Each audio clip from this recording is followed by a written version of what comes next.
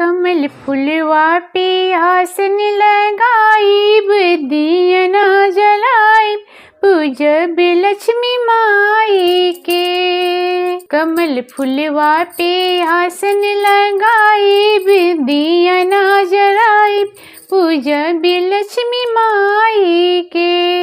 आज शुभ दिन ऐसन बयाइल, दिया ना जलाइब, पूजब लक्ष्मी माई के।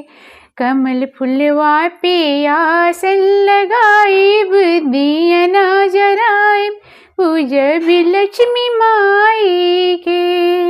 होते भोर मैया अंगना में आइब, हमरा घर ही में आसन जमाइब। होते भोर मैया अंगना में आइब, हमरा घर ही में आसन जमाइब।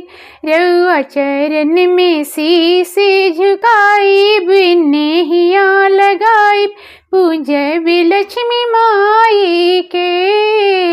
रउआ चरण में शीश झुकाइब, नेहिया लगाइब, पूजब लक्ष्मी माई के। कमल फुलवा पे आसन लगाइब, दिया ना जलाइब, पूजब लक्ष्मी माई के। आज शुभ दिन ऐसन बयाइल, दिया ना जलाइब, पूजब लक्ष्मी माई के। कौन सेवा में कमी न पाइब, मैया हमरा के जनी बिसराइब। कौन सेवा में कमी न पाइब, मैया हमरा के जनी बिसराइब। अनिता बिटिया के भजन सुनाइब, महिमा गवाइब, पूजब लक्ष्मी माई के। कमल फुलवा पे आसन लगाइब, दिया ना जलाइब, पूजब लक्ष्मी माई के।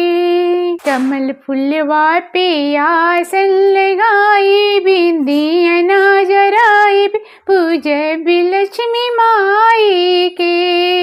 आज शुभ दिन ऐसन बयाइल, दिया ना जलाइब, पूजब लक्ष्मी माई के।